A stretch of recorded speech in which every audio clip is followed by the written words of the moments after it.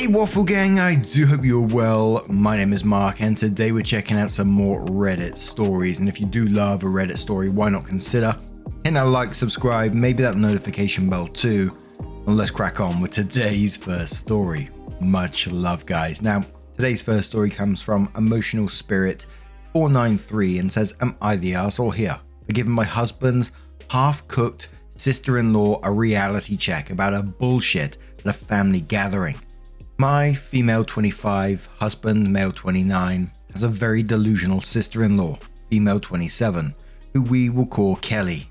Kelly is the girlfriend of my husband's late brother. They were not married but was allowed to be called sister-in-law for the sake of their 4-year-old son. Hence the title half-cooked sister-in-law. Kelly was actually a nice person at first, but her delusional tendencies just go over the top. She once had a cousin of my husband accused of seducing her, because in her words, he was madly in love with her, which was never true as he actually was the same to everyone else as he was with her. My issue started with her when she started targeting my husband and requesting all kinds of bullshit from him. She once asked him to sleep in their unit because she said her son was scared. Mind you, they only had one bed and it was on the floor in the middle of a tiny square room, which was the whole unit. We asked her to just come over to our home, which was bigger and had enough space for her to stay for a while, since we also have a spare room she and the child could use. She refused and insisted on my husband to come over. My husband refused and told his mum, who had Kelly go over to their house and stay for a while. Second incident was when she insisted that my husband should go with her and her child to the mall and spend some time together, because according to her, she needs help because she's a helpless single mother with a fatherless child, and her child needs a father figure. My husband asked if I could go with them, but she made excuses why I can't go. My husband then outright refused and said to just bring the maid assigned to her kid, because my mother-in-law sponsored a maid for them after all the things she complained about. After all that, Kelly starts to pick on things my husband likes. He likes that I wear skin-tight dresses and leggings because it complemented my bum. She started wearing the same clothes. My husband likes a certain food I make for him. She learns how to make the food and purposely making too much so she can give some to him, in front of me, with a shit-eating smile. And it did not stop there. She also tries to copy me as much as she can. Whenever I buy something new, she buys the same thing the next 3 to 4 days. My husband and I like dogs, so I adopted a puppy. And what do you know? She has one a week after. She copies everything. Clothes, makeup, jewelry, etc. It was getting a little creepy.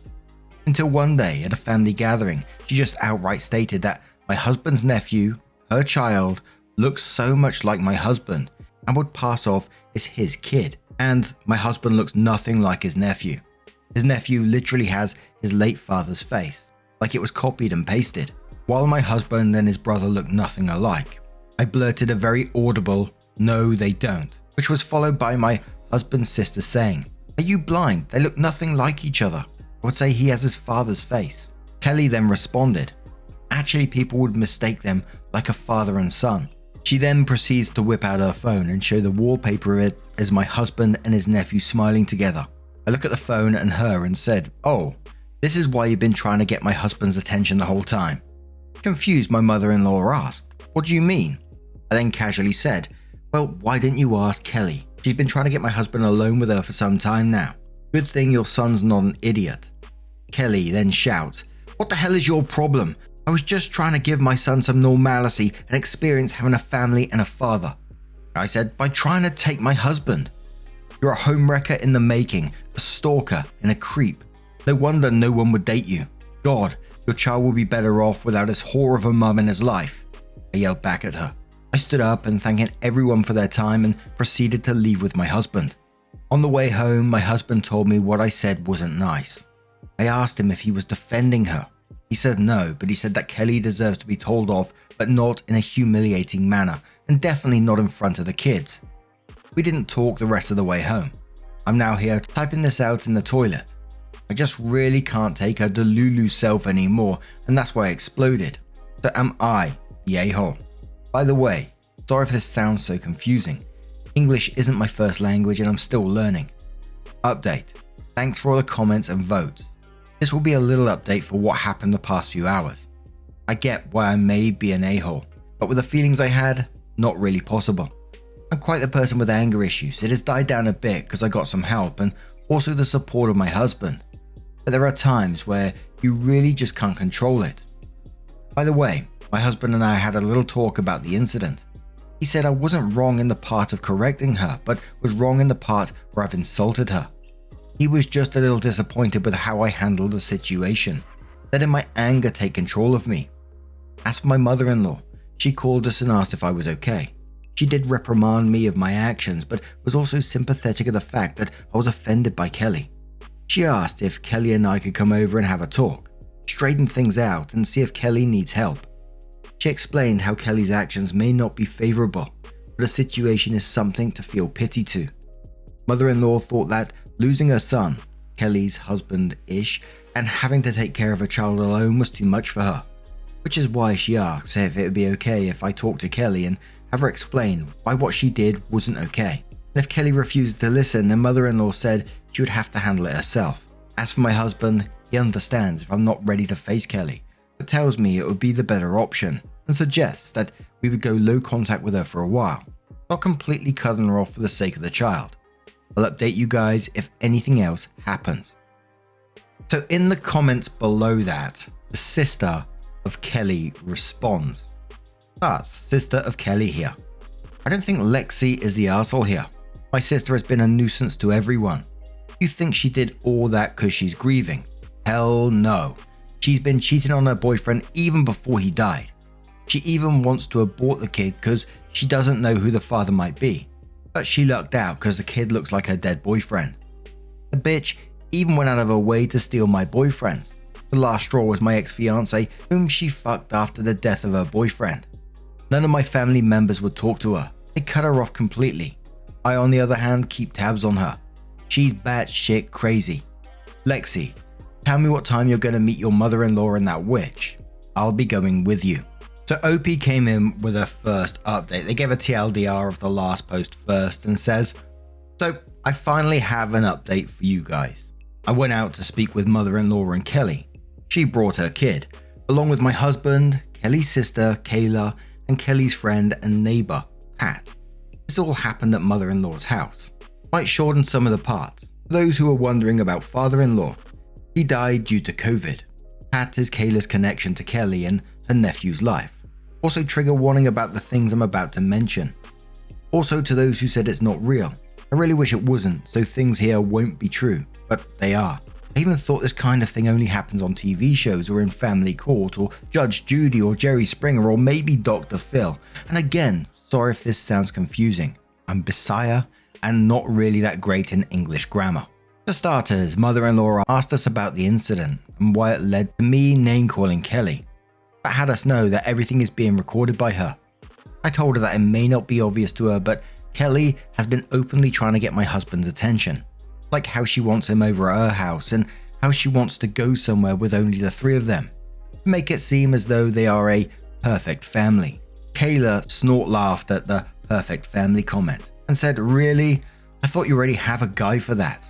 Wasn't his name David or was it Mitchell? Oh wait, it's gotta be Rashid. You know, the Indian guy you introduced your son to.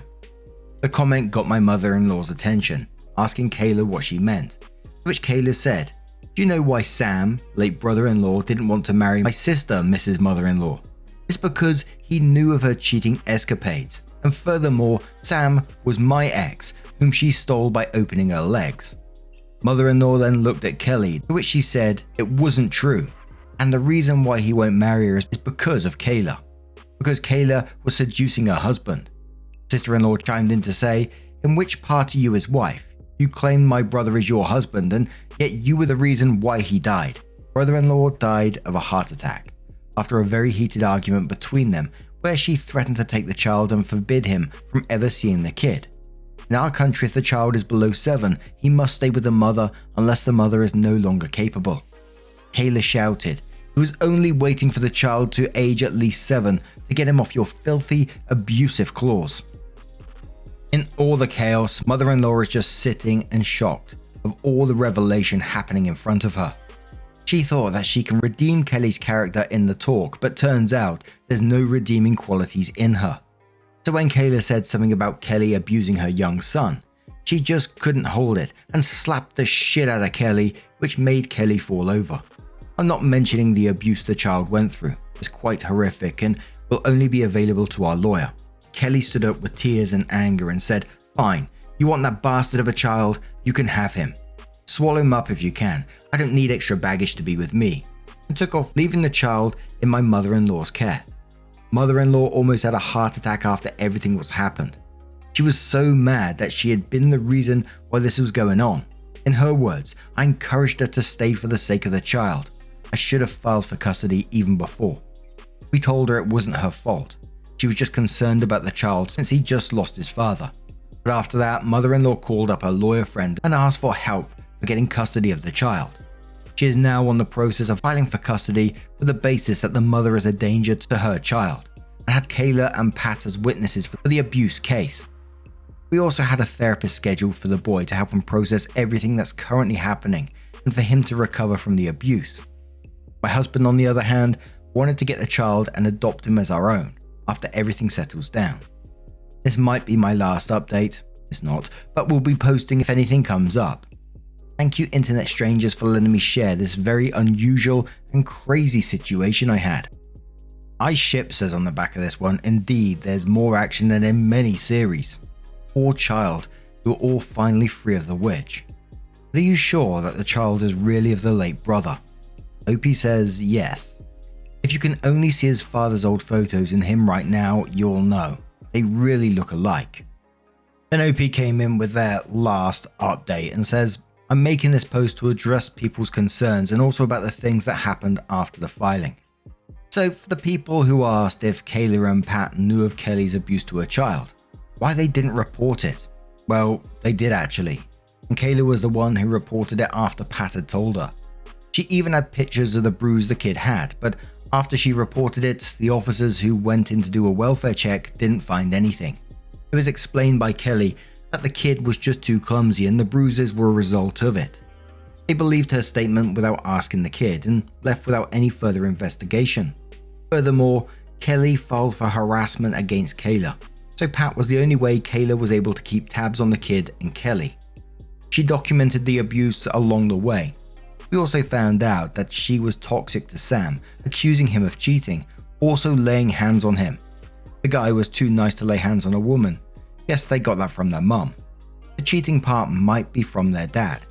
He cheated on mother-in-law multiple times. Twice when she got pregnant with Friedeline, husband's sister, and another kid which mother-in-law miscarried due to finding out about father-in-law's infidelity again. As for those who asked of how brother-in-law died, I don't really mean he died then and there. He was hospitalized after suffering a heart attack and then died.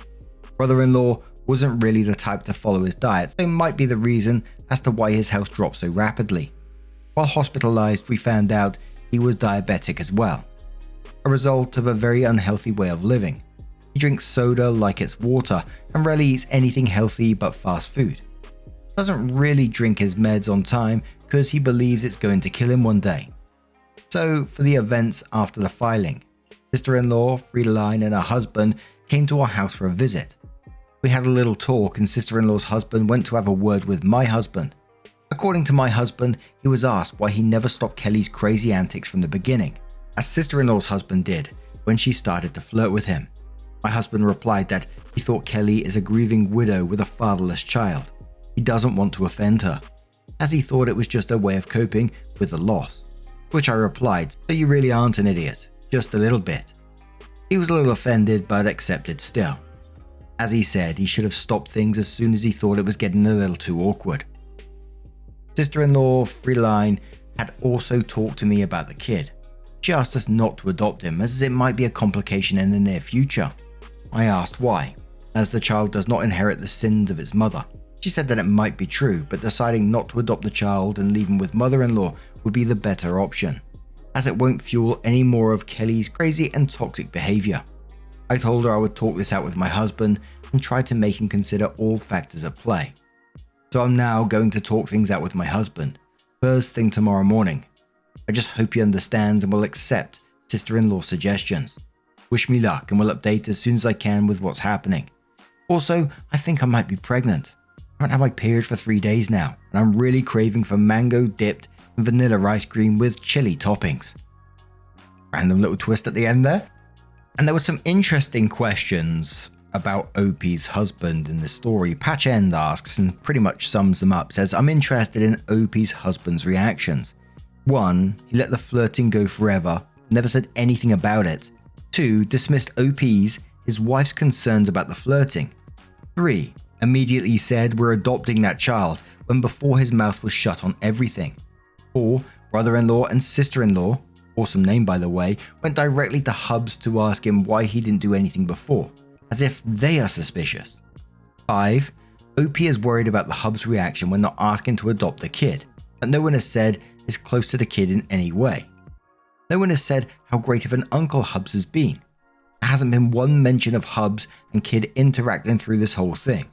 Why does Hubs have a strong opinion now?